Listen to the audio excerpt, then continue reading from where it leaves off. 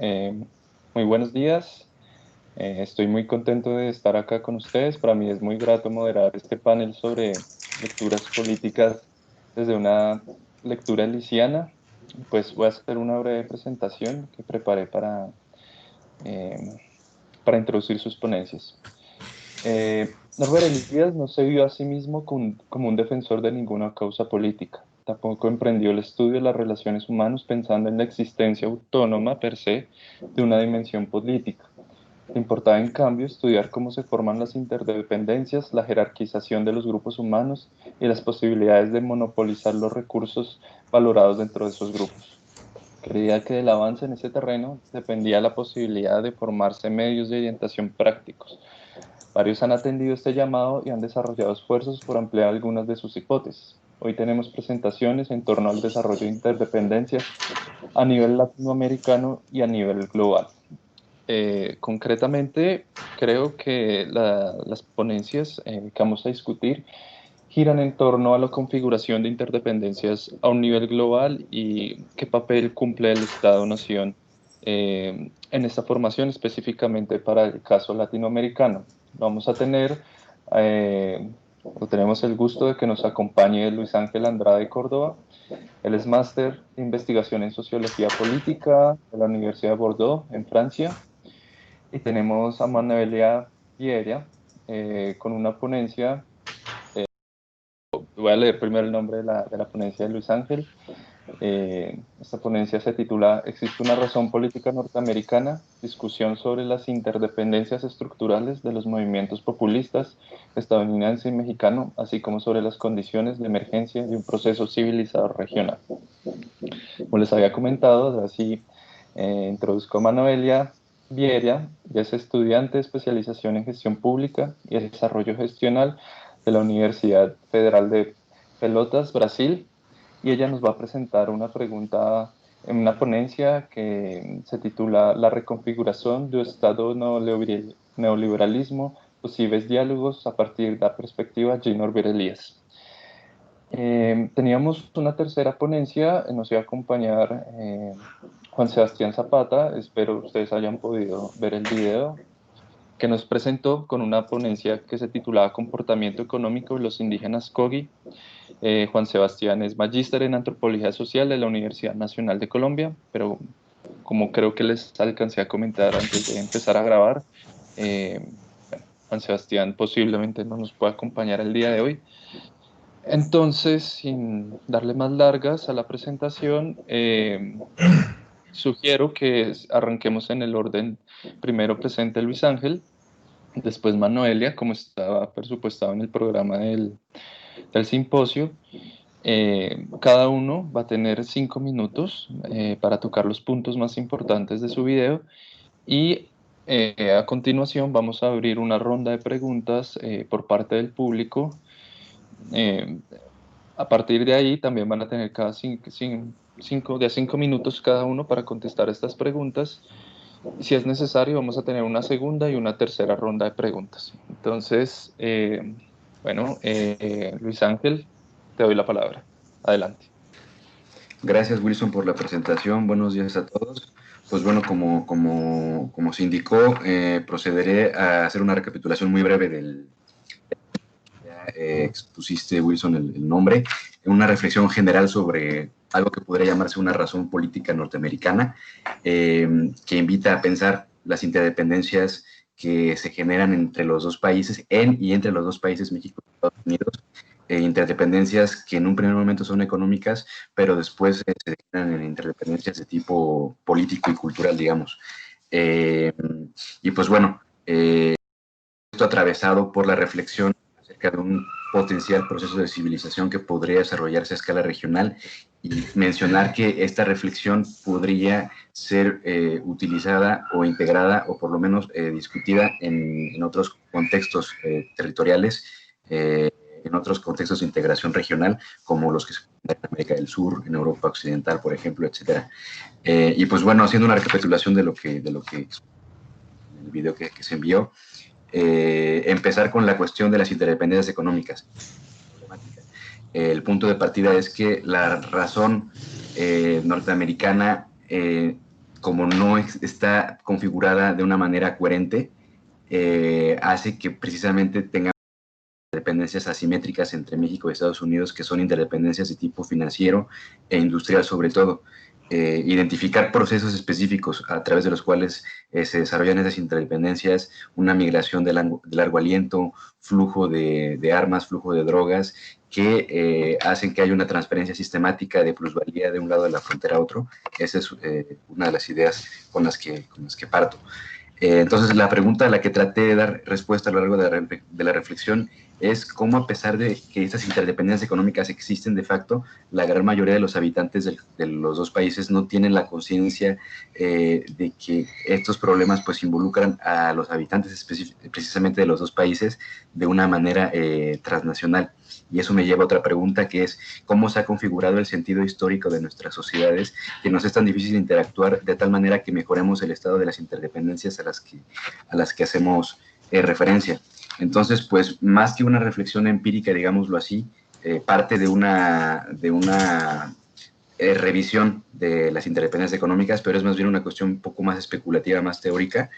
Como mencionaste, Wilson, pues Elías no pone en el centro de su reflexión la idea de una dimensión política autónoma, más bien se centra en las interdependencias y a través de ellas trata de entender pues las dinámicas propiamente políticas. En mi caso, lo que yo trato de hacer es integrar un poquito el a priori de la dimensión política en el marco conceptual de Norbert Elias, precisamente a través de superponer a la teoría eliasiana otros puntos de vista. En un primer momento, en la presentación, hablé de Pierre Bourdieu, un poco solamente para mejorar la consistencia del paradigma sociohistórico de Norbert Elias, en el caso específico de la integración regional, pero en un segundo momento de la reflexión trato de abordar el tema de una teoría discursiva de lo político, de tipo laclausiano o incluso lacaniano, focalizada en esta irreductibilidad del fenómeno político en la vida económica y social,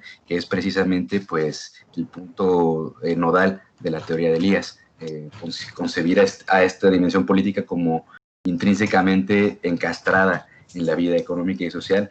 Lo que digo es, mi punto de vista general acerca del tema es que precisamente para poder integrar desde un punto de vista como significante y hablando de un sentido histórico que nos pudiera llevar a entender efectivamente que nuestros problemas están relacionados, es a través pues de la integración de una razón política, de una dimensión política, que quizás estás forzando un poquito el argumento, pero le estás metiendo como la cuestión, digamos, lo político ontológico en la teoría laclausiana, esta división entre lo político ontológico y la política óntica. A lo mejor haciendo el paralelo con la teoría de Elias, más bien contrastando con la teoría eliasiana, pues digamos que Elías se concentra más bien en la dimensión óntica, la dimensión realmente existente de las interdependencias. Yo lo que propongo es agregar la dimensión política, ontológica, que pues por la manera en cómo está configurada los sistemas políticos de los dos países, igual las formas culturales de cada uno de los países, estamos hablando en términos generales de América anglosajona por un lado y de América Latina por otro lado. Son formas culturales realmente que impiden una conciencia generalizada de estos problemas. Entonces, mi propuesta general, que podemos discutir más adelante, el tiempo se va muy rápido, quizás son muchos puntos muy específicos que me gustaría discutir, pero es integrar esta dimensión política, ontológica, y yo creo que se justifica también por el nombre del panel, que es lecturas políticas desde la teoría eliasana. De manera general, lo que trato de hacer es desarrollar un enfoque dialéctico que permita integrar un razonamiento, digamos, estructuralista por un lado, Norbert Elias, y postestructuralista Ernesto Laclau, con el objetivo de integrar la dimensión política, más bien la dimensión de lo político, ontológico, de Laclau, para poder forzar la integración, digamos, de sentido histórico de los dos países, que son muy, muy disímiles. A lo que me refiero es que si realmente dejamos que los cauces institucionales de los dos países sigan el curso que están siguiendo, mi hipótesis es que llegamos al límite. Todas las interdependencias ha llegado a un punto peligroso, en mi opinión, en donde la transferencia de plusvalía de México a Estados Unidos, el tráfico de armas de México, de Estados Unidos a México, la migración de México a Estados Unidos, llega a puntos en donde la actividad política ya realmente se está saliendo de control, digámoslo así. Do capitalismo e do Escucho que hay neoliberalismo, una que persona, chegou no limite entre México e no sé, Estados los micrófonos Unidos quizás. e gato, estudioso, sabe o dia inteiro, mas é bonito. Se apagan sus micrófonos, igual continúo y termino ya rápido con Qué la pena, presentación. discúlpenme, qué pena, creo que alguien tiene un micrófono prendido, por favor, si me ayudan con el sonido. Listo. Gracias. Y bueno, continúo. Entonces, el punto en el que me gustaría concentrarme, perdón, es en una teoría política discursiva, la manera en cómo podría integrarse a la reflexión general de Norbert Elias, enfocada en las interdependencias, en el proceso de civilización, que es una manera de, no sé si me escucho, se congeló la imagen. Sí, te escucha perfecto. En una generación concomitante de procesos de regulación sociales, por un lado, y psicológicos, por otro lado, la sociogénesis y la psicogénesis del proceso de civilización. Entonces, integrar esta dimensión discursiva de lo político a la teoría eliasiana para darle sentido al conjunto de conocimientos, digamos, que van emergiendo de manera caótica del movimiento de las interdependencias. Las interdependencias van desarrollándose de manera objetiva y a lo mejor en un contexto en donde los cambios van sucediendo de manera bastante acelerada. Entonces, no hay tiempo como de elegibles estos cambios. Yo opino que a través de una teoría política discursiva basada en la irreductibilidad de lo político en la vida social y económica es como podemos darle sentido a este conocimiento que va emergiendo de manera caótica una vez más. El objetivo es una especie de sincronización social e histórica de ambas configuraciones nacionales a través de un discurso político que sea inteligible por ambas partes. Una pequeña hipótesis haciendo referencia al espacio mesoamericano o centralamericano, al que yo digo que pertenece a México, pero también pertenece a América Central, propiamente dicha, los países del Istmo centroamericano, los países caribeños e incluso Colombia. Lo centralamericano, así le llamo, y mi hipótesis es que lo centralamericano como territorio actúa como lo político fronterizo de las políticas americanas en su conjunto. En el sentido que es en el centro del continente donde las formas políticas y culturales por un lado y las interdependencias económicas se traslapan de manera más fuerte, y es lo que hace que quizás la coyuntura social adopte las características pues tan agonísticas que adoptan en nuestros países. Digo, quizás el caso de América Central puede ser parecido al caso del Cono Sur, por ejemplo, pero creo que hay diferencias específicas en la estructura social, tanto del Cono Sur por un lado, por ejemplo, y de América Central por otro. El componente amerindio, la migración africana, por ejemplo, la transferencia sistemática de plusvalía hacia los Estados Unidos, porque Colombia esté igual inmerso de manera importante en esta dinámica a la que hago referencia. Fue en los años 80 principalmente con la cuestión de los cárteles y la droga.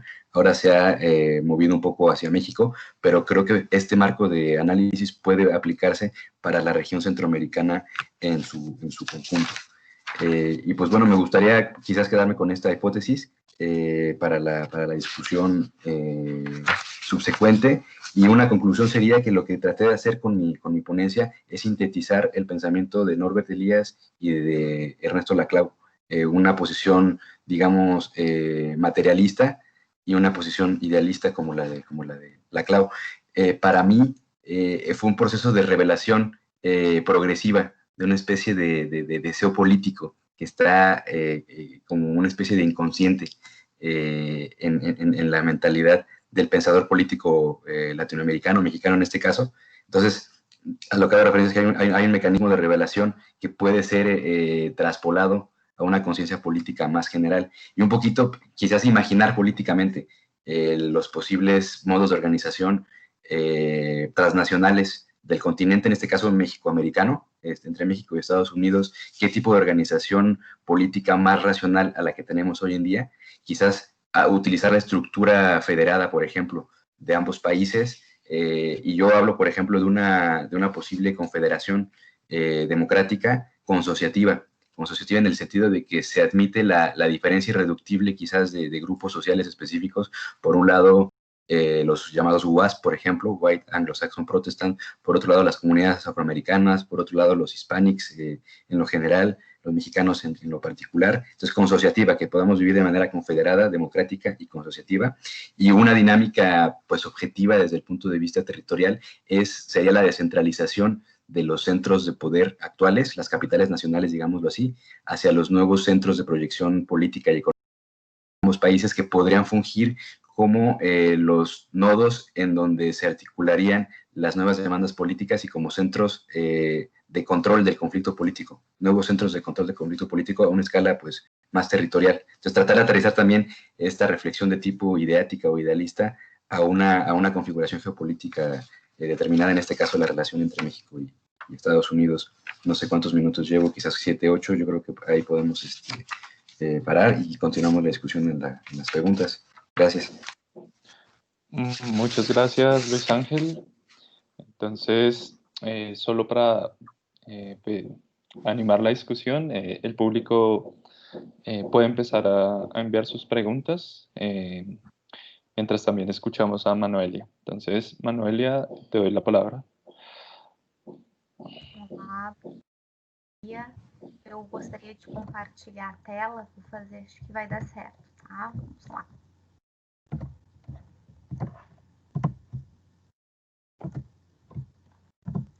Então, obrigada pela oportunidade de apresentar e compartilhar o trabalho aqui com vocês. Sou a Manuela, já fui apresentada anteriormente. O trabalho que eu proponho aqui, então, é pensar a reconfiguração do Estado no neoliberalismo, possíveis diálogos a partir da perspectiva de Norbert Elias. O objetivo, então, é discutir parte do referencial teórico proposto no projeto de pesquisa de doutorado, elaborado, então, para submissão e seleção agora no segundo semestre de 2020. Então, um pouco do contexto, né, do universo da pesquisa. O trabalho que eu trago aqui, ele é fruto de uma pesquisa exploratória realizada para a elaboração, então, do projeto de pesquisa de doutorado. O presente trabalho, então, ele consiste em um ensaio sobre a reconfiguração do Estado no neoliberalismo a partir da política de segurança pública no município de Pelotas, denominada Pacto pela Paz. Pretende-se, a partir desse caso local, ampliar então o estudo a nível de Estado do Rio Grande do Sul e também Brasil, pensando um pouco nas relações que existem entre esses projetos. O universo do estudo, então, envolve, como eu falei, o Pacto Pelotas pela Paz, e a metodologia até aqui utilizada foi uma pesquisa exploratória durante o ano de 2019 e 2020, por meio de observação de eventos e materiais organizados pela Prefeitura e por parceiros. Para contextualizar um pouquinho, o que é o Pacto pela Paz? Ele é a política de segurança pública do município, organizada em 5 eixos de repressão, prevenção social, fiscalização administrativa, urbanismo e tecnologia. E cada um desses 5 eixos tem, dentro dele, alguns projetos vinculados.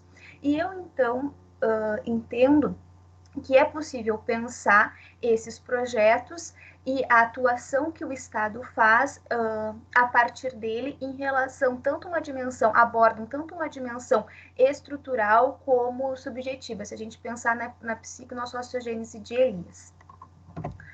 A metodologia, então, utilizada até aqui foi uma pesquisa exploratória, observação da segunda semana integrada de segurança pública, as notícias locais de jornais locais, site da prefeitura, e caracteriza, então, como uma metodologia qualitativa. A pergunta de partida, então, inicial, é como os projetos Pacto pela Paz configuram as novas políticas de segurança no Brasil a partir da relação entre o Estado, a Organização Comunitas e o Instituto Cidades Seguras.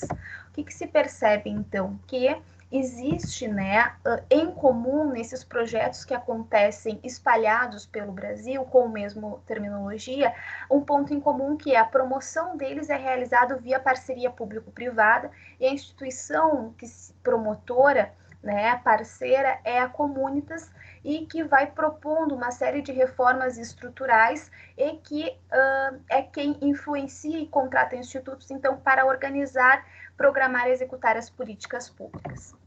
A organização do trabalho, então, que eu propus, primeiro é discutindo, né, o Estado, apontamentos a partir da perspectiva de Bourdieu e de Elias, que já foi um exercício que eu fiz na dissertação de mestrado em Sociologia.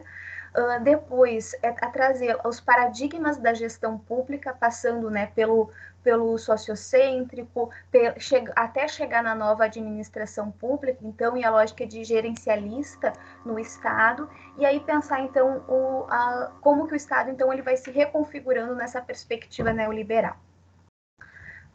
Bem, como o tempo é pequenininho, né, depois a gente aprofunda mais. Então, só passando, assim, discutindo o Estado, apontamentos a partir da perspectiva do Bourdieu e do Elias, eu trago, então, para pensar, né, os campos que estão aí em disputa, e a partir do Bourdieu, então, os atos de Estado, então, as políticas públicas como atos de Estado, e a partir do Elias, então, discutir essa formação do Estado moderno e compreender essas figurações, como que o Estado vai configurar a sua atuação em relação a determinados públicos a partir da política de segurança pública.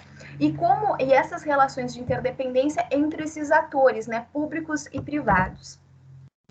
Aí, então, eu discorro melhor no trabalho sobre os paradigmas, o Estado-cêntrico, a administração pública como ciência pública, o sociocêntrico, e aí chego na nova administração pública, né, desculpem, só botei aqui o tempo para não me passar.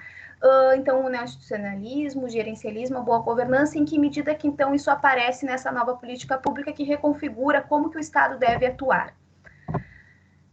E aí eu trago, então, né, como eu ainda estou adentrando nessa temática, eu trago a contribuição de Andrade, que ele discute, né, o neoliberalismo nas ciências sociais como um conceito polissêmico, né, diverso, e que não se tem um único consenso em torno dele, desde as perspectivas mais heterodoxas até ortodoxa, e aí, então, para depois pensar e me aprofundar mais nesse conceito. Provisoriamente, então, eu trabalho com a perspectiva de Foucault, então, né, com a questão dos dispositivos, porque eu entendo que essa perspectiva nos ajuda a compreender os projetos, que eles têm tanto uma dimensão estrutural em termos do Estado, mas também de formação subjetiva, né, de intervenção das agências, na subjetividade dos públicos elencados para esta política, né, que devem ser atendidos por esta política.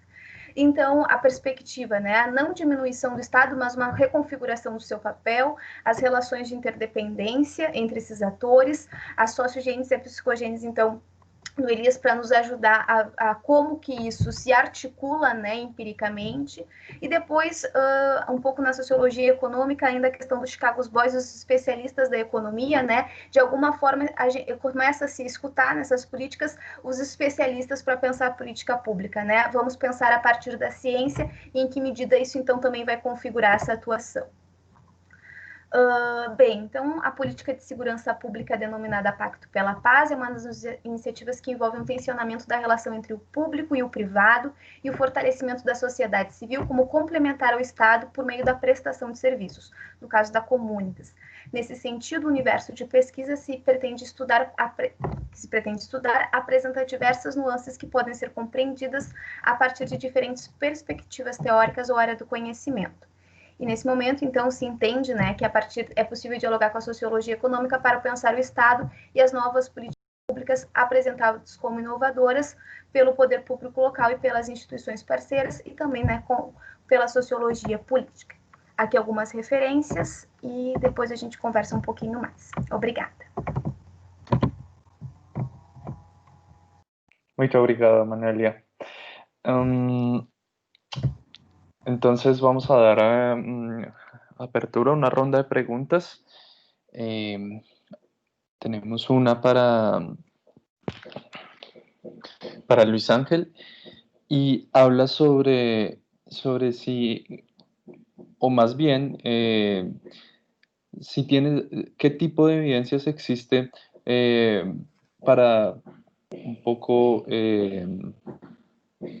caracterizar ese tipo de interdependencias que tú mencionas entre Estados Unidos y México. Sí, como lo mencioné, gracias por la pregunta. Mi ponencia en sí se trata más bien de una reflexión de teoría política, vamos a decirlo así. Las interdependencias a las que hago referencias de tipo económico, que son financieras e industriales, me parece y hay que hacer un trabajo empírico para identificar concretamente los locus en donde se desarrollan precisamente, qué grupos sociales, qué ubicaciones territoriales. A lo mejor en mi caso como mexicano me parece algo evidente estas interdependencias, las migraciones, por ejemplo, que se dan sobre todo en los estados del centro-norte del país hacia más arriba, una migración constante, ha disminuido en los últimos años. De hecho, donde más migración hubo fue durante la administración de Barack Obama, después fue reduciéndose la migración. De 2016 a 2020 se ha ido reduciendo. La cuestión, por ejemplo, de la circulación financiera. Por un lado, las inversiones norteamericanas en México siguen siendo las más importantes. Ayer estaba escuchando un programa económico, el 36% del total de la inversión extranjera directa en México es de origen norteamericano. Y pues bueno, qué mejor manera de describir esta interdependencia haciendo referencia al comercio exterior de México. El 80% de las exportaciones mexicanas tiene como destino Estados Unidos, el 70% de las importaciones tiene origen en Estados Unidos. Entonces, hay 33 millones de ciudadanos estadounidenses de orígenes mexicanos. Me parece que las interdependencias de los dos países, pues en ese sentido a mí se me hacen evidentes. Entonces, pues bueno, lo que yo comencé a hacer es trabajar a partir de ese presupuesto que las interdependencias son muy fuertes y están, por lo menos del lado mexicano, determinando de manera muy importante el desarrollo de las dinámicas tanto políticas como económicas como culturales. Hacer esta reflexión de proponer una especie de lenguaje político estructuracional para entender más allá de la coyuntura actual y de las interdependencias tales como ellas se presentan. Entonces, bueno, eso puede responder respecto al anclaje empírico de las interdependencias en las que hago referencia. Muchas gracias, Luis Ángel. Yo tengo una pregunta para Manuelia y quisiera saber un poco si entiendo también que estás delimitando tu proyecto para el doctorado, pero quisiera saber si tienes algún tipo de avance sobre las identidades. En tu ponencia has tocado el tema de que digamos, estas políticas se llevan a cabo mediante tal vez un dominio subjetivo.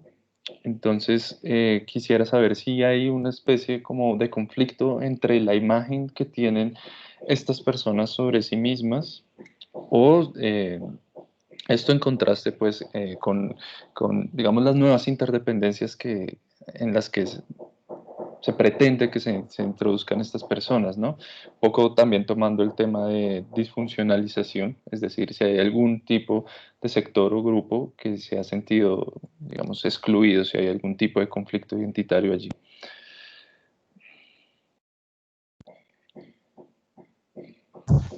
Posso falar?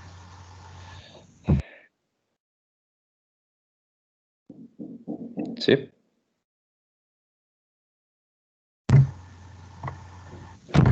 Bem, a proposta, né, ainda foi elaborado já um projeto, né, a proposta ia amadurecendo, então, esse universo, essa temática de pesquisa. Só para contextualizar que esse tema de pesquisa ele surge a partir do mestrado, onde eu trabalhei com os socioeducandos, né, os adolescentes em conflito com a lei, e como que os agentes do Estado percebiam, reconheciam esses atores, esses jovens. E então começa a aparecer esta política pública de segurança que está muito voltada ao público jovem, né? Não necessariamente em conflito com a lei, mas para a juventude. Embora isso não esteja explicitamente dito, apenas em alguns projetos. Então, essa questão do domínio da subjetividade, ele aparece na organização, na estruturação do projeto, a partir dos projetos de prevenção. E tem um projeto muito específico, que é dentro da dimensão da fiscalização, que se chama Código de Convivência. esse código de convivência, ele tipifica uma série de comportamentos como penais, como passíveis de serem penalizados com multa. Então, beber bebida alcoólica em via pública, som alto, né, do carro, e uma série de comportamentos que são em Pelotas típicos da juventude, né, de uma juventude universitária em alguns ambientes e nos entornos das universidades, ou de uma juventude que não está na universidade, que é uma juventude trabalhadora, vamos dizer assim, que se encontra em outro espaço da cidade. Então, existe uma tentativa muito forte, inclusive de um modo de constituir leis para caracterizar tais comportamentos desviantes, tais comportamentos comuns inadequados, numa lógica, eu entendo, então, daquilo que é aceito como correto, né? Então, inclusive, de utilizar justamente a terminologia de precisamos fazer um pacto civilizatório, né? Em torno deste projeto do Pacto pela Paz. Então, nesse sentido, um pouco por isso da questão da subjetividade dos conflitos. E não necessariamente esses grupos entendem que estão errados, né? Mas existe uma tentativa muito forte disso. E a questão das interdependências entre esses grupos que organizam a política, nessa pesquisa exploratória, vou tentar falar mais devagar, o que eu pude observar foi que existe alguns atores ou algumas instituições chaves que estão tensionando que o Estado atue, e esses grupos, então, eles vão fazendo uma certa, entre aspas, assessoria ao Estado, né? E aí eles vão se configurando como alguns agentes importantes, com grupos de empresários, e que vão, então, se colocando à disposição do Estado para colaborarem com a elaboração de políticas públicas, né? Então, nessa lógica de que estão prestando um serviço. E aí a instituição que no primeiro momento aparece é a Comunitas, que vai então nessas relações, principais relações de interdependência com alguns governos municipais e estaduais, né? No Rio Grande do Sul, mas também no Rio de Janeiro, enfim, em outros estados do Brasil. Não sei se eu respondi, mas seria um pouco nesse sentido, essas relações entre os atores. Muchas gracias, Manuelia, muy obrigado. Hay una pregunta también que puede estar ligado con este punto, pero desde una perspectiva más teórica, conceptual. Es una pregunta, bueno, que en referencia a la población a la cual va dirigida, me imagino, va en este sentido. Entonces dice, Manuelia, ¿cómo você dialoga con Foucault? Elias poderia profundizar mais em quais conceitos você usa para sua pesquisa? Sim. Bem, eu, na verdade, articulei, trabalhei com Bourdieu e Elias para pensar o Estado, né, isso na dissertação, e agora eu trago Foucault porque o projeto ele dialoga com a sociologia econômica, né?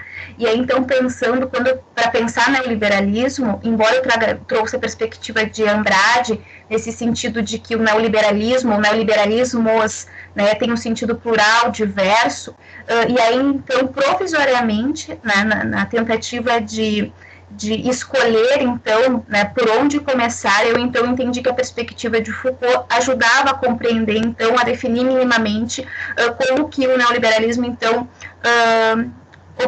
se operacionaliza, né? E aí, mais do que como formas de governo, ele tem uma forte característica de agência, né, nas subjetividades, na forma de pensar, enfim, dos dispositivos em torno dos sujeitos. E aí, essa perspectiva, vamos dizer assim, eu utilizei também porque foi um exercício para uma disciplina, né, da sociologia econômica que eu fiz como aluno especial, e aí, então, busquei dialogar com essa perspectiva de Elias, ainda como um ensaio, muito ensaísta, isso, né, acho que isso tenho que trazer aqui, para pensar em que o Elias, ele também traz a dimensão de como, ao mesmo tempo, agência e estrutura, elas estão interligadas, como que esses projetos, eles vão vão formando essas subjetividades. Na medida em que, por exemplo, alguns projetos para a juventude é educação empreendedora. Então, nesse sentido, né, se parte de uma perspectiva, né, do empreendedorismo. Então, entendo que se começa também a partir da estrutura do Estado, das escolas, dos professores, formar professores para que trabalhem com essa perspectiva da educação empreendedora, para que os jovens, os estudantes, trabalhem, né, com a dimensão empreendedora, né, de empreender. E a partir daí, então, que eu busco um pouco compreender isso. Além disso, alguns projetos destinados a famílias, indivíduos, a mães, a avós, trabalham com as crianças com a sociologia emocional, não, com a metodologia socioemocional.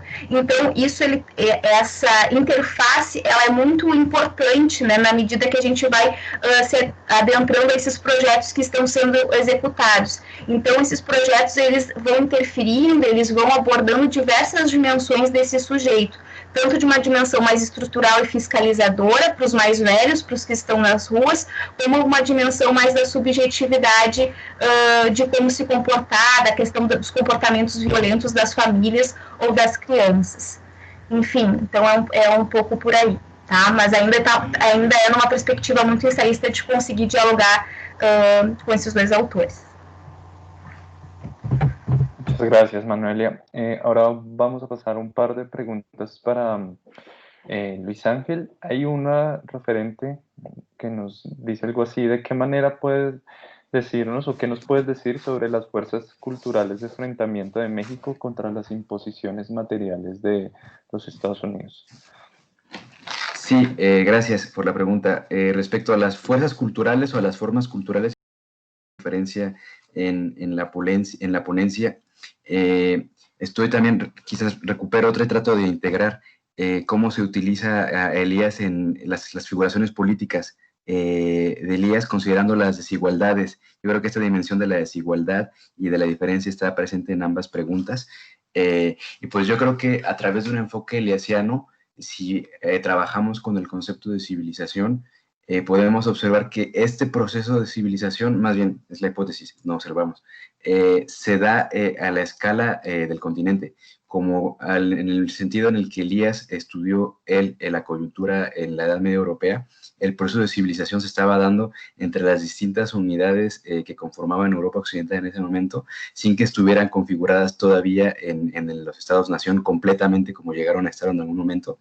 Fue a partir de esta dinámica de la monopolización fiscal por un lado, la monopolización militar por el otro, que se fue dando se fue sintetizando el territorio a través de una regulación de las interacciones sociales por un lado y la regulación de las psiques individuales por el otro.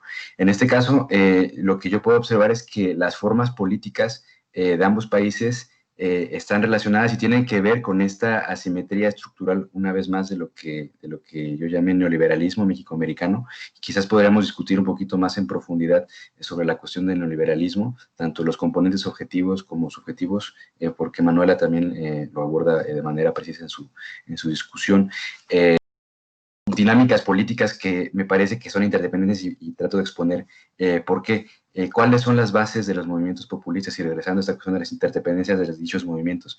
Por un lado, en México están las zonas del sureste mexicano, que son las más afectadas por la migración, por un lado. En Estados Unidos tenemos al Midwest, que es la zona que más se ha desindustrializado. Y, por ejemplo, si hacemos referencia a las elecciones actuales en Estados Unidos, las reyertas electorales más importantes están precisamente en los estados del Midwest, Pensilvania, Michigan sobre todo. Estas acusaciones de fraude electoral muy fuerte se están dando en esos estados que han sido los más desindustrializados, precisamente porque gran parte de la producción se ha ido a otros países, entre los cuales se encuentra México. Entonces, en este caso podemos ver que hay ya una dinámica política cada vez más análoga, digamos, a la que sucede en México, basada en un discurso de fraude electoral, en prácticas concretas de fraude que están siendo denunciadas. Hay que validarlas jurídicamente en este caso, pero al parecer hubo prácticas de fraude electoral durante la elección, por lo menos en estos dos estados. He estado revisando un poco los medios mainstream en Estados Unidos, Fox News, CNN, que una vez más, quizás por las interdependencias de México y Estados Unidos, lo pasan en el cable básico que tenemos en México. Podemos ver Fox News y CNN en inglés. Ayer el el abogado personal de Trump, Giuliani, estaba haciendo una demanda muy fuerte, una demanda, o sea, estaba denunciando más bien estos hechos con papeles en mano, demandas ante tribunales. Entonces, pues bueno, desde el punto de vista político podemos ver que empieza a haber una especie de homologación de prácticas electorales, por ejemplo. Algo que no se había pensado antes en Estados Unidos. No digo que tenga directamente que ver con la dinámica político-electoral mexicana, pero quizás algunos aspectos sí pueden tener que ver con una interdependencia de tipo regional en este caso. Y pues es muy difícil discutir en términos pues exclusivamente políticos esta cuestión, y es algo que yo quería mencionar, de hecho, una especie de ironía que consiste en que no existe efectivamente una perspectiva macro para estudiar la relación México-Estados Unidos. La mayor parte de los estudios empíricos que se hacen pues son muy localizados, a lo mejor algunas agrupaciones sociales en los estados de las fronteras, por ejemplo, estudios económicos muy, muy aterrizados, y es irónico que no haya esa perspectiva macro, precisamente porque es quizás complicado aterrizarla conceptualmente. Y por otro lado, hay iniciativas de integración regional que están encastradas en un paradigma pues completamente de mercado, desde el TLCAN, Tratado de Libre Comercio entre los tres países, Canadá, México y Estados Unidos, ahora con el Tratado México, Estados Unidos, Canadá, el famoso TEMEC. Entonces, pues bueno, lo que yo intenté hacer de manera general con la ponencia es contribuir quizás a llenar este vacío conceptual, cómo analizar políticamente la coyuntura entre los dos países, un poquito despegándonos de las estructuras tanto conceptuales como políticas existentes, incluso, o sea, tomando en cuenta de que tampoco podemos irnos tan lejos y especular demasiado, pero bueno, en este caso es lo que yo he intentado hacer con esta ponencia. Gracias. Muchas gracias. Ahora yo también quisiera, yo veo que en sus dos ponencias hay como una intención de, armar como marcos teóricos, marcos que les permitan a ustedes delimitar adecuadamente un proyecto, y en los dos tienen, digamos, el hecho de que toman también la perspectiva de Pierre Bourdieu, ¿no? Uno no es consciente mucho de esto, pero los dos autores se refieren al problema del hábitus. Yo quisiera saber qué opinión le merece a ustedes este problema del hábitus y sobre todo del desarrollo de un hábitus nacional, ¿no? Nacional en el contexto en que hay una identidad nacional que después implica confrontarse a un nivel internacional, ¿no? Redefinir lo que somos. Entonces quisiera saber un poco qué opinión le merece a ustedes este conflicto, ¿no? No sé si quién responde primero o es indiferente. Es indiferente, pero en principio tú tienes prendido el micrófono, entonces creería que podría ser tú y después, ¿no? Gracias, Wilson. Pues en este caso sí, en la primera parte de la ponencia trato de articular el pensamiento de Bourdieu con el pensamiento de Elías, y pues bueno, quizás lo voy a leer un poco más cómo lo manejé específicamente. La idea que me permite conectar la teoría bourdieusiana de campos con la teoría del proceso de civilización de Elías es esta idea de concomitante, que significa una especie de simultaneidad o coexistencia entre diferentes configuraciones o campos sociopolíticos. El hecho de que sea concomitante quiere decir que las dinámicas ocurren en el mismo momento y de formas parcialmente análogas. Y esto no quiere decir que tenga que haber interacciones directas entre los agentes o entre los campos. De hecho, es esta crítica, yo la recupero de un autor que se llama Antoine Royer, que hace un estudio sobre el capitalismo europeo y que hace una crítica a la concepción estándar de la teoría de campos de Bourdieu, que la mayor parte de las concepciones como un poco laxas implica, o sea, como refieren de manera implícita una conexión directa, una interacción directa entre los agentes y los campos. Y pues él dice que no, yo recupero de él esta idea de concomitancia. Las interacciones ocurren de manera indirecta, digamos, y él utiliza el término reverberaciones estructurales que tienen lugar en y entre los diferentes espacios de luchas políticas y de distinciones sociales. Y bueno, yo agrego en este caso que podemos pensar que estas reverberaciones estructurales indirectas, parcialmente análogas, suenan en cierto sentido al ritmo de las instituciones sociopolíticas existentes en las configuraciones nacionales, que pueden ser tanto formales, encuadradas por el Estado, como informales, los movimientos sociales, digámoslo así. En mi perspectiva, las instituciones sociopolíticas son el objeto volitivo del Estado, en el sentido de que se encuentran parcialmente encuadradas por sus agentes, que por un lado se integran a ellas de una manera externa, obtienen el trabajo porque tuvieron una trayectoria que les permitió ser funcionarios públicos o ser políticos de carrera, por ejemplo, y al mismo tiempo interiorizan estas instituciones sociopolíticas como el objeto de su praxis en forma de hábitus. Entonces, pues en ese sentido yo creo que sí hay puntos de contacto entre Bourdieu y Elías para entender, por un lado, el proceso de civilización, por otro lado, la dinámica entre distintos campos y pues la cuestión del hábitus, que también está presente en Elías. Gracias. Manuelia, tienes la palabra. Bem, dando sequência, né, eu acho que o colega já apresentou, trouxe bastante elementos bem importantes, né, desse diálogo possível entre esses dois teóricos. Naquilo que eu pretendo pesquisar e que eu trabalhei já na dissertação de mestrado, esse diálogo se deu para pensar o Estado, né? Então, do Bourdieu, eu trabalho a obra dele sobre o Estado, né? E pensando, então, o processo civilizador de Elias, no sentido de que eles estão pensando o Estado, a formação do Estado, a sociogênese do Estado, é um pouco nesse diálogo, e aí, então, destes campos, né, que estão em disputa, que constituem o Estado, que estão em disputa. Bourdieu, quando traz a questão dos campos, né, o jurídico, administrativo, intelectual, enfim, que estão em disputa, que têm conflitos, eu entendo que no Pacto pela Paz, quando eu faço essa pesquisa exploratória, esses campos eles também estão em algum momento interligados, né? Relacionais, são campos relacionais nesse sentido, mas eles também, em muitos momentos, eles são parceiros, né? E aí eu começo a perceber algumas inter-relações entre esses atores e entre esses serviços públicos, que o Estado, então, ele vai configurando essa atuação política por meio da política pública.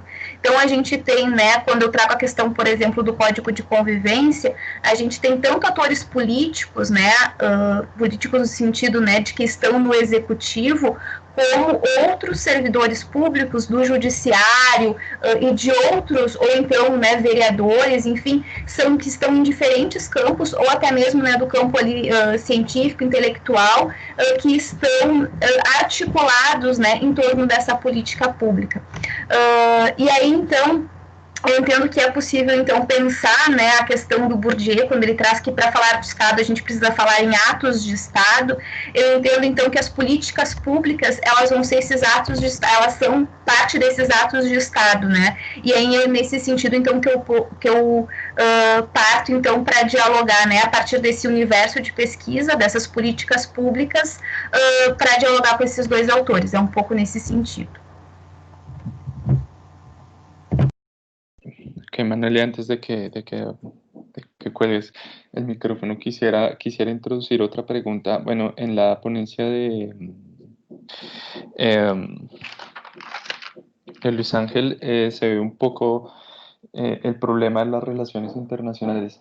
Yo quisiera saber si en el caso específico de Brasil pudieras hablarnos si existe o si tienes alguna perspectiva sobre qué papel juega la configuración de interdependencias, digamos, a nivel internacional, con relación a este proceso específico que estás trabajando, es decir, el papel del Estado en la regulación o en la planteación de políticas públicas de seguridad social. Sim. A nível de Brasil, sim, isso é possível perceber isso, né? E aí, então, nesse sentido que ao o Estado, ele é um Estado atuante, né, se demanda muito a atuação dele por meio de políticas públicas, mas essas parcerias públicos-privadas, elas aparecem na nova gestão pública como uma resposta à crise do que seria o estado de bem-estar social. E aí, nesse sentido, então, a nível de Brasil, se percebe que, especialmente, se consegue observar isso em torno das políticas educacionais, onde esses institutos, eles então, aparecem, né, estão tensionando o Estado, dizendo nós podemos fazer isso, nós temos estratégias para fazer um Estado mais eficiente. Então, isso acontece, isso vai se integrando, né? E aí eu entendo que essas políticas, elas não, essa especificamente, ela não está em todos os estados, mas ela apresenta, a partir do que eu tenho estudado, apresentam correlações, né? Apresentam características em comum de relações de interdependência e de atores que eu entendo que precisamos compreender. Então, a Comunitas, por exemplo, a partir da Rede Juntos, que são um grupo de empresários que fazem doação enquanto pessoa física, não enquanto pessoa jurídica. Então, que estão tensionando, né, essas relações, que estão tensionando essas políticas públicas e essa atuação do Estado a partir desta perspectiva.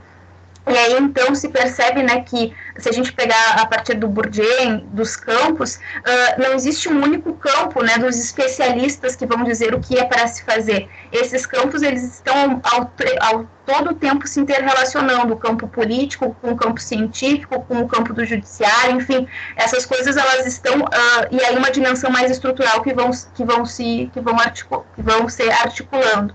Então, é um pouco nesse sentido, e as políticas públicas, então, né, o Estado, ele tem vamos dizer, essa interferência muito forte e que a gente percebe na perspectiva, então, que eu pretendo estudar a questão da reconfiguração do Estado no neoliberalismo, o Estado menos atuante como alguém que pensa e executa a política, mas fazendo muito essa parceria com essas outras instituições, né, privadas ou então se caracterizam como institutos, né, da sociedade civil. Un poco por ahí. Gracias. Ahora quisiera también hacerle como la pregunta, girándosela un poco a Luis Ángel. Quisiera saber si nos podrías un poco puntualizar sobre cuál es el rol del Estado Nacional, digamos, en esta ampliación de las interdependencias. Sé que lo has tocado de una forma u otra, pero tal vez sí se podría puntualizar qué pasa pues con esta interdependencia que llamamos Estado Nacional, que ahora, digamos, tiene que integrarse a una interdependencia, a una figuración un poco más grande, que es esta que tú nos has venido describiendo. Sí, pues bueno, en el caso mexicano y estadounidense, lo que tenemos es una situación de asimetría muy fuerte, que tiene pues mucho tiempo funcionando de esa manera, desde la guerra mexicoamericana del 48, la pérdida de los territorios del norte mexicano o del suroeste estadounidense hoy en día, pues se configura una relación asimétrica en todos los sentidos, militar, económico, industrial, y eso determina el desarrollo ulterior del Estado mexicano. Hay un autor bastante interesante que hace historia política mexicana a través específicamente de ese lente de la simetría estructural, que se llama Alain Rouquier. Lo pongo quizás en el chat, puede ser interesante. Es un investigador politólogo francés, fue embajador de Francia en México y en Brasil, si no mal recuerdo, y pues bueno, él hace un recapitulativo de la historia política mexicana a través de este lente desde la misma época de la independencia, haciendo referencia al Estado y al rol del Estado mexicano en este caso, en la configuración de esas interdependencias. Podríamos pensar en términos, pues, por un lado, el Estado mexicano construyó el mercado nacional a finales del siglo XIX, en la época del porfirismo, 1880, 90 y 1900, es cuando se genera el Estado Nacional, y la estructura que tiene ese Estado Nacional desde el punto de vista económico es muy parecida a la que tiene hoy todavía, exportación. Las infraestructuras materiales, los ferrocarriles, por ejemplo, pues todos apuntan hacia el norte. Entonces, eso también le dio sentido un poco a la urbanización a gran escala de las grandes ciudades mexicanas, de Ciudad de México hacia el norte. Ahí podemos ver un rol del Estado que construyó el mercado, un poquito a la inversa que la dinámica occidental europea, donde quizás las dinámicas económicas tan fuertes van forzando el desarrollo de estructuras estatales. Hay un autor, lo escribo si quieren, se llama Pierre Salama, que habla sobre eso mejor que yo. La diferencia entre América Latina y Europa Occidental, la sociología histórica del Estado. Y bueno, regresando otra vez al Estado mexicano, yo creo que habría que pensar esta inserción del Estado, de la economía mexicana en el mercado y el Estado norteamericano como con el concepto de lo interméstico. Es un concepto que maneja Lorenzo Meyer, historiador y especialista de política exterior mexicana. No lo desarrolla completamente. En sus últimos libros comienza a hablar más seguido de esta dimensión interméstica entre México y Estados Unidos, y lo que él da a entender, tendría que desarrollarlo, es muy interesante esa perspectiva, es que no se puede ya trabajar ni con el enfoque Estado Nacional ni con el enfoque relación internacional convencional, porque la característica de la relación México-Estados Unidos hace que se tenga que pensar con las dos al mismo tiempo y quizás generar un nuevo paradigma. Y quizás, o sea, yo no lo trabajo en la ponencia, pero podría integrar bastante fácilmente mi ponencia quizás a las reflexiones de Lorenzo Meyer relativas a la dimensión interméstica.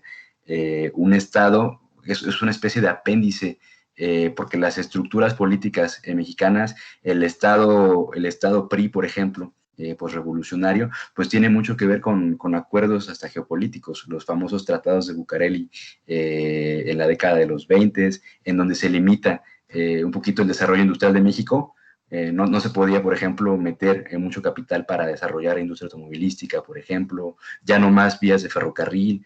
Entonces, pues eso también condicionó el desarrollo de la estructura corporatista del Partido Revolucionario Institucional en este caso. Podemos estar directamente relacionado con una imposición geopolítica muy, muy concreta que tenía que ver con pues la necesidad del gobierno mexicano pues, revolucionario de ser reconocido contraparte norteamericana. Entonces, pues vemos que en este caso la sociología histórica del Estado mexicano tendría a lo mejor que adoptar un enfoque hasta cierto punto sui generis, basado en esta idea de lo interméstico, y pues a mí me gustaría de hecho trabajar una especie de sociología histórica comparativa entre los dos países en un proyecto de doctorado, aterrizando más la cuestión evidentemente a nivel conceptual, a nivel empírico también, utilizar pues un terreno específico para poder precisamente dar más puntos empíricos que soporten un poco los puntos teóricos aludidos aquí. Sí, no no puedo, digamos, evitar preguntar si has notado que, claro, has dejado muy claro que estas interdependencias surgieron, digamos, desde la aparición de de los dos países como figuraciones. Pero quisiera preguntar un poco si has notado o si puedes un poco como reconstruir algún tipo de diferencia entre estos tipos de relación entre los dos países, teniendo en cuenta que, bueno, esto siempre ha existido, pero digamos, la subida a la élite norteamericana de grupos financieros, ¿no? Siempre han sido poderosos y siempre la industria se ha basado en esto, pero digamos que después de la segunda mitad del siglo XX se ve una vertiginosa, digamos, ascensión de este tipo de grupos. Un poco, ¿en qué sentido ha configurado se han modificado las relaciones de estos dos estados? Sí, pues bueno, la cuestión de las élites norteamericanas inscritas en un cierto paradigma pues de desarrollo completamente anclado a la circulación de los mercados de capitales.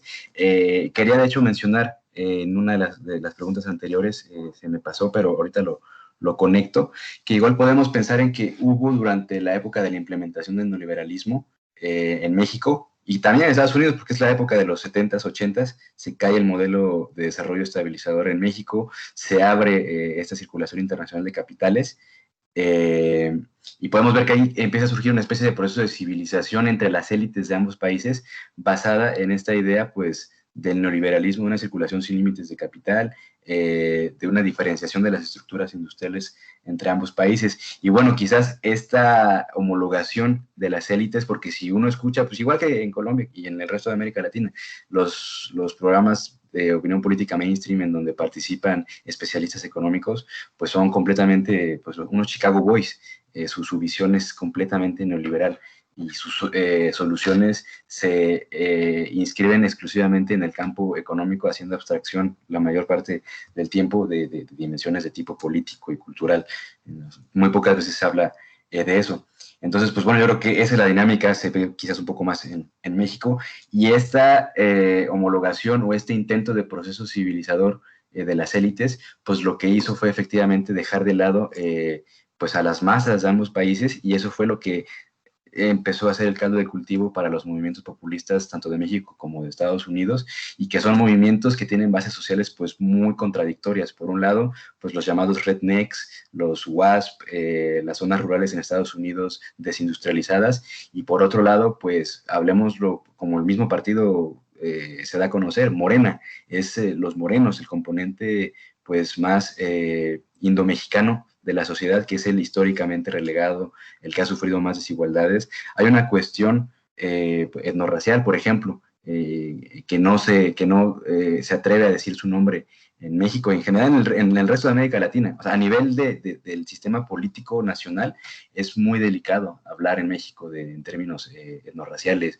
o las reivindicaciones de las masas indomestizas, por ejemplo. Eso jamás se va a escuchar. Quizás esta interdependencia cada día más importante con Estados Unidos, en donde sí existe ese discurso agonístico basado en las diferencias etnorraciales, pues quizás en algún momento pueda haber un chispazo que lo prenda en México, y a mí me parecería en todo caso que es algo que va a pasar en algún momento y va a ser difícil de gestionar desde los paradigmas de comprensión política y cultural actuales. Es por eso que quizás una razón más para pensar en nuevas maneras de imaginar pues esta interacción política a nivel macro entre los dos países.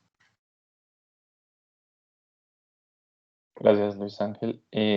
Quisiera también a Manuelia preguntarle en este sentido, digamos que tu proyecto un poco se basa en la reconfiguración actual, digamos, que está viviendo el Estado en relación a las fuerzas neoliberales. Yo quisiera saber si digamos que en la medida que a Elías también le interesa este tema de cómo se perciben a sí mismos los sujetos, de cómo se modelan sus conductas, si tú ves una dirección en el cambio, es decir, cuál es el tipo de transformación que tú puedes reconstruir, digamos, un poco en más larga duración, ¿no? Tu pode só repetir a pergunta que eu estava anotando, não peguei o finalzinho? ¿Cuál sí, puedes evidenciar algún tipo de cambio concreto en la forma en que, digamos, se modelan los comportamientos. Uhum. Sí, me hago entender. Sim.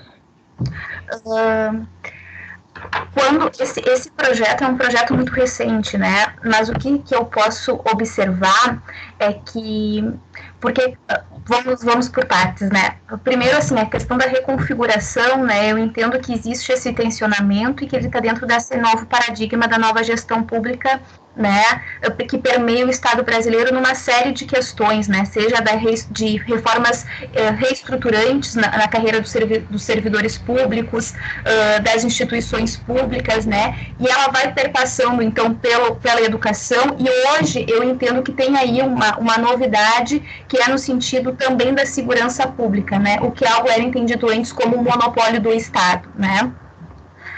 E aí, nesse sentido, então, existe uma tentativa de agenciamento dos sujeitos ou desses comportamentos, tanto numa perspectiva mais estruturante, que seriam, né, se garantir via Estado esses projetos, essa educação empreendedora que vai acontecer na escola, né, que vai ser incorporada na estrutura do Estado, com os professores, por exemplo, né, formando esses professores e de alguma forma dizer, olha, é por aqui que se faz, né, é numa lógica de empreender, esse sujeito ele é um empreendedor, já desde a escola, o que hoje, por exemplo, não se tem de forma tão disseminada no sentido do serviço público de ensino médio, né? Nas universidades, isso já é algo, né, nos planos de ensino das universidades, isso já aparece em algumas, mas um pouco nesse sentido. E essas transformações dos comportamentos, o que eu percebo, né, pelo que eu tenho estudado, ele vai se dar muito através de uma psicologia socioemocional, numa lógica de conflitos, de não violência, né, das famílias, e os grupos elencados são grupos em vulnerabilidade social, são estudantes que podem vir apresentar algum problema, então existe o projeto Cada Jovem Conta, existe então um foco muito nessa subjetividade que não prevê, por exemplo, uma redistribuição de renda ou programas, por exemplo, para essas famílias, né, no sentido de que os comportamentos, eles são comportamentos violentos por uma série de questões da família, mas essa questão da condição de acesso a direitos, ela é um pouco mais cinza, vamos dizer assim, né? E aí essa transformação, essa transformação dessa conduta se vê, por exemplo, eu tenho algumas fotos, poderia até compartilhar aqui, vamos ver, então, vou só mostrar para vocês, por exemplo, das operações integradas, só para mostrar, para ter uma aqui, né? Vocês conseguem ver? Essas 4 fotos? Todavía no. Tá, só para, por exemplo, aqui são 4 operações diferentes, são operações integradas que aconteceram em momentos diferentes. A foto em cima é da juventude que está numa avenida principal, a foto em cima à direita é da juventude universitária, embaixo também essa revista, e a foto bem embaixo à esquerda é de uma festa que estava acontecendo num centro universitário, onde tinha licença para acontecer na rua, e inclusive a coordenadora do Centro de Artes da Universidade estava presente. E chegou a polícia, né? Foi complicado, apareceu inclusive a nível nacional essa notícia em relação ao procedimento da polícia.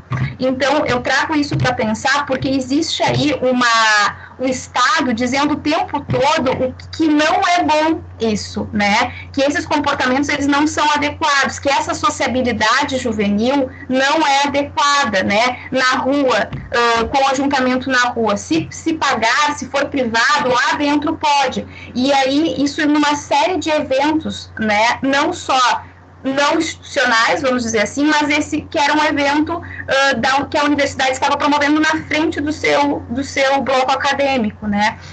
Então, eu percebo que existe essa tentativa de moldar comportamentos, essa subjetividade, tanto de forma institucional, através dos projetos, através das escolas, através do Código de Convivência, através da lei, né? Como através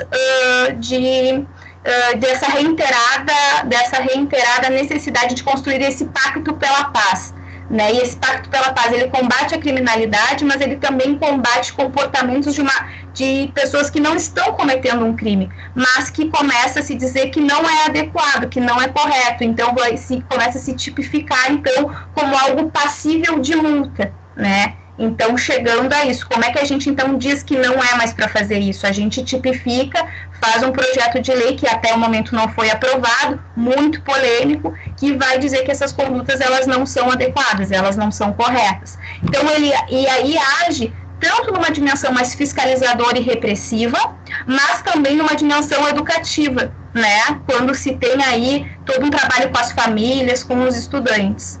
Um pouco nesse sentido. Não sei se eu respondi nessas transformações, mas como que isso começa a ser tensionado, vamos dizer assim, pelo Estado. Muchas gracias. Quisiera saber si el público tiene más preguntas para los ponentes.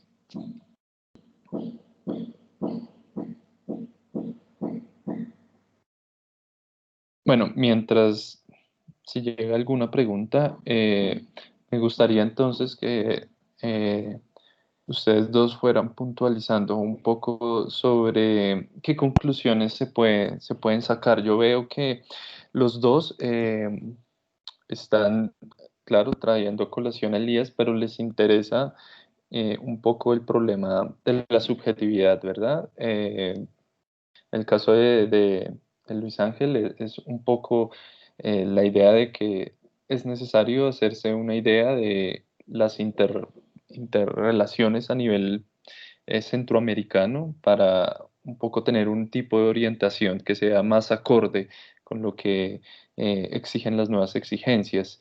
Y en el caso de Manuelia, pues ya nos ha demostrado o nos ha descrito bastante bien eh, cuál es el tipo de intervención que se quiere hacer sobre, digamos, los comportamientos de las personas. Entonces, quisiera un poco, si se puede, concluir que tuvieran en cuenta, pues, este punto, ¿no? La relación entre la teoría deliciana y este problema de la subjetividad. Tal vez como qué perspectivas se abren para la investigación, eh, digamos, tomando como base la experiencia que ustedes han tenido como investigadores.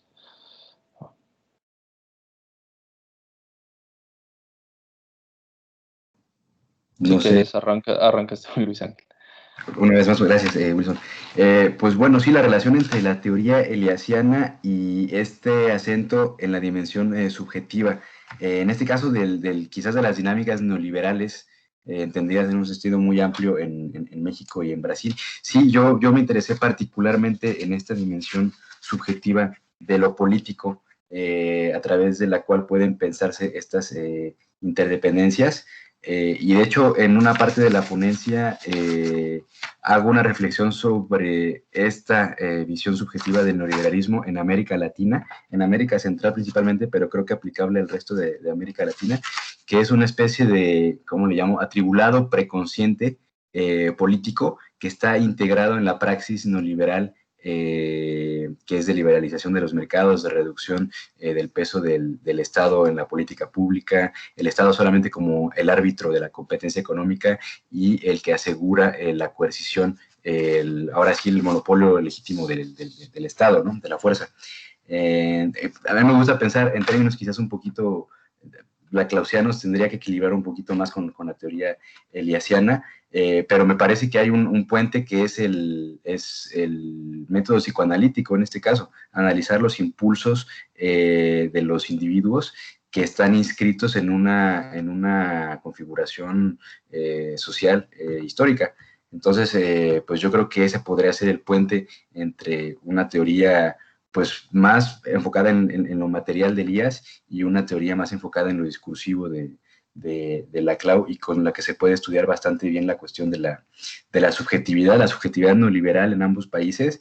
Me parece que es una de las salidas a este impasse que tenemos las investigaciones sobre neoliberalismo, que se enfocan a lo mejor mucho en procesos de dominación económica, en procesos de pauperización económica también, pero no en las maneras en cómo los sujetos están imaginando las posibles salidas o están viviendo de entrada la situación, y en un segundo momento imaginar a través de demandas, de potenciales demandas políticas de esta situación. Entonces, pues sí, un enfoque un poquito más subjetivista creo que podría ser de gran relevancia para las investigaciones en un futuro, en mi opinión. Muchas gracias, Luis Ángel. Manuelia, te doy la palabra. Tá certo. Entendo, né, que a perspectiva do Elias, ela é muito interessante porque ela nos possibilita concomitantemente pensar a agência e estrutura, né, falando assim, né, pensar essas duas dimensões, como que elas vão se interrelacionando e vão acontecendo na prática, né, e vão configurando esse espaço social. Quando eu trago essa experiência assim, para pensar a partir do local e ampliando, né, a nível de para o Brasil essa experiência, na medida que ela existe, eu me recordo que essa experiência que ela é apontada, essa política pública como um case de sucesso, ela é pautada, ela é elaborada a partir de outras experiências, né? se diz isso, aqueles que prestam esse serviço em parceria com o setor público, né, a partir da experiência de Bogotá, Medellín, enfim, né, Estados Unidos, de experiências que deram certo de enfrentamento à criminalidade. Então, vem de alguma forma baseado nessas outras políticas de outros locais, nessa mesma perspectiva, assim, dessa atuação neoliberal. E se percebe que não existe, né, uma maior atuação do Estado em relação a isso, é uma diminuição, uma reconfiguração que outros vão fazer este papel, né? E aí eu entendo que essa formação, né, da subjetividade, quando Elias traz a questão das transformações dos hábitos e dos costumes, isso me parece, nesse momento, pelo que eu estou estudando, a grande questão, assim, né, de que se quer, de fato, constituir uma nova moralidade, vamos dizer assim, né, uma nova moralidade civilizatória em torno do que essa política pública propõe, né, é uma nova, isso eu digo, porque também lendo alguns artigos, por exemplo, de um juiz, né, que é um ator importante, chave dentro dessa política, que ele diz, nós precisamos construir um novo pacto civilizatório, né, escreve um artigo sobre isso. Então, eu entendo que a perspectiva do Elias, ele ajuda na medida em que se busca, a partir desses agenciamentos, destas condutas, ou de mudar essas condutas, uma nova moralidade, né? E aí essa nova moralidade perpassa também por essa perspectiva neoliberal de conduta, né? Como deve ser feito, né? Desses sujeitos, né? Que vão também incorporando um pouco dessa lógica na forma como eles devem se portar, vamos dizer assim, socialmente. Um pouco nesse sentido. Muchas gracias. Entonces, bueno, antes de que cerremos la mesa, quisiera saber si ustedes tienen algo que agregar a lo que ya han dicho, o si tienen algún tipo de pregunta para la persona que los está acompañando, exponiendo. Si los ponentes tienen algo que agregar a sus intervenciones.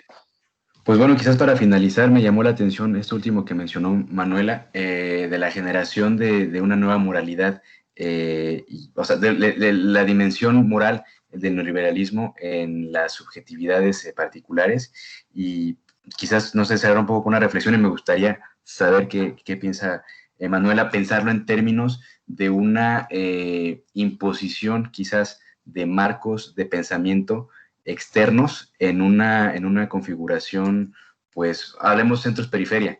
El paradigma neoliberal, en teoría y desde un punto de vista como positivo, querían hacer bien, quizás teóricamente los neoliberales en Estados Unidos, por ejemplo, la Escuela de Chicago, cómo esta moralidad se superpone a las moralidades existentes tanto en México como en Brasil, en la función pública, en la concepción de la política, y es una especie de interferencia cognitiva, digámoslo así. Es un paradigma que está orientado a estimular la acumulación en los centros del sistema mundo, digámoslo así, hablando de Wallerstein, pero que por una cuestión de isomorfismo coercitivo, como dice Mayo y Powell, llega a los actores periféricos que tienen que aplicarlo en una situación tanto intelectual, no digo, o sea, que sean menos, hay otra confusión intelectual en los mercados estadounidenses o en el mercado mexicano, por un lado, y pues una situación material real.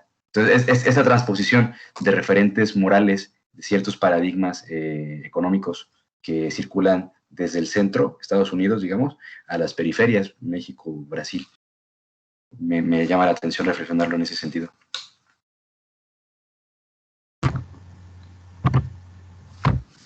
Sim, obrigada pela pergunta, e acho que é nesse sentido mesmo, né? Essa moralidade, ela tem muita força, e ela, quando eu trago os paradigmas para pensar, né, do Estado-cêntrico, sociocêntrico e os outros, é porque eu entendo que neste momento o paradigma da nova gestão pública no Brasil, ele tem muita força e ele está pautado na perspectiva neoliberal. O Estado, então, né, de excelência, políticas públicas de excelência, avaliação por desempenho, não os serviços, mas os funcionários públicos que nele estão, né, de metas. Então, essa moralidade, ela vai permeando também a constituição de políticas públicas, né, ela vai permeando também como que o Estado vai atuar. A política, ela tem que ser eficiente, ela tem que ter um bom desempenho, ela utiliza, inclusive, menos recurso, né, porque os agentes que executam ela, eles não recebem, né, mas por isso, enfim, essa moralidade, ela também chega com muita força. E quando a gente traz experiências, né, no que se baseia essa política, eu me lembrei agora de comentar, né, que existe, por exemplo, por parte da Comunitas, toda uma formação de líderes, né, líderes de agentes municipais locais, ou de formar jovens para que formem quadros locais e que se insiram nos governos locais, né? Também a partir de uma perspectiva e de uma moralidade, né? De como que o Estado deve ser, uma lógica de profissionalização da política, enfim, tudo isso está em jogo, vamos dizer assim, está interrelacionado, né? Isso chega e está com muita força, assim.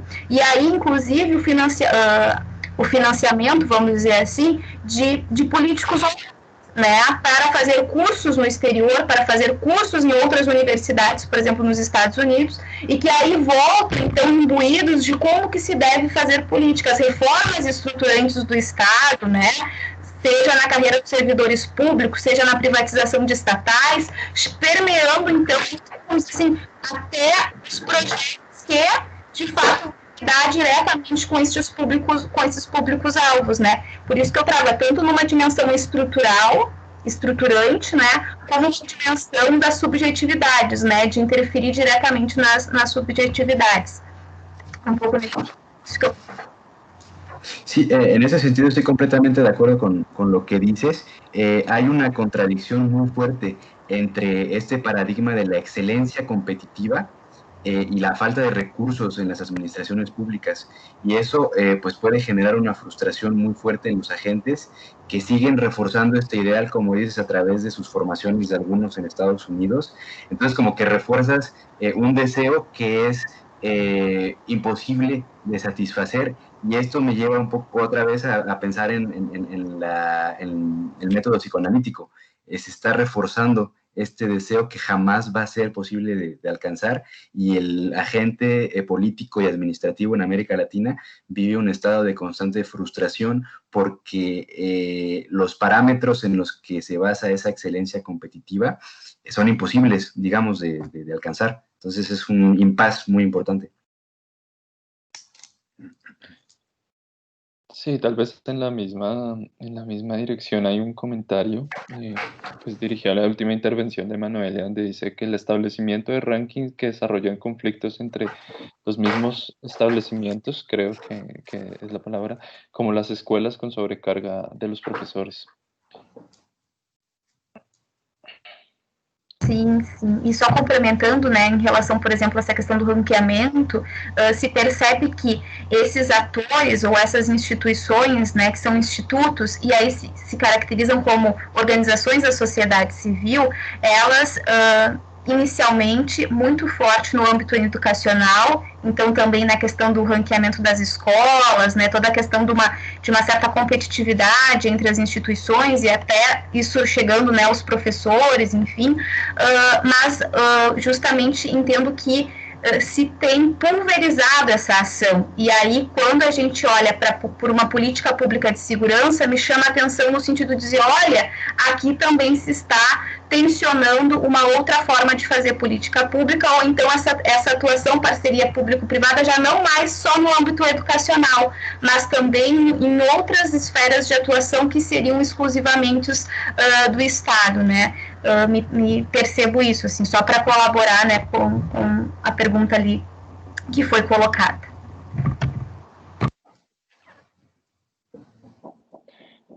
Bueno, no sé si quieran hacer un último comentario. Pues quizás para terminar en mi la aportación. Esta cuestión del ranking, efectivamente, lo que le llaman el benchmarking, que es una metodología que, por ejemplo, sirve para determinar el desarrollo relativo de cada uno de los países de la OCDE. En la Unión Europea se utilizan estas, o sea, rankings, abiertamente rankings, y poner a competir a los actores colectivos, a las instituciones de los estados que están en estos organismos internacionales. Entonces, pues yo creo que uno de los problemas que hay que abordar con detalle es el del benchmarking y de los efectos deletéreos en ciertas configuraciones que están estructuralmente desventajadas, ¿no? O sea, hay una desventaja estructural de ciertos países respecto a otros para cumplir con lo que requieren los rankings y los benchmarkings, ¿no? Listo, muchas gracias Luis Ángel, muchas gracias Manuelia, un gusto haberlos escuchado, muy buenas sus intervenciones, nos han suscitado muchas preguntas, nos han ilustrado bastante sobre los casos particulares que ustedes han investigado, entonces, no sé, me despido, no sin antes invitarlos a la siguiente ponencia que va a ser parte del panel central, la parte del a cargo del profesor Christopher Hallpike. Entonces, espero tengan un feliz día y espero verlos muy pronto nuevamente y pues darle también las gracias al público que nos ha escuchado y a sus preguntas. Muchas gracias, Wilson, gracias, Manuela, y ahí estaremos en las conferencias quizás. Vale, estoy muy ansioso de una próxima ocasión. Hasta luego. Obrigada a oportunidade de compartilhar aqui com vocês também o trabalho. Bom dia a todos e todas. Gracias a todos, al público también, buen día. Hasta luego. Feliz día. Hasta luego.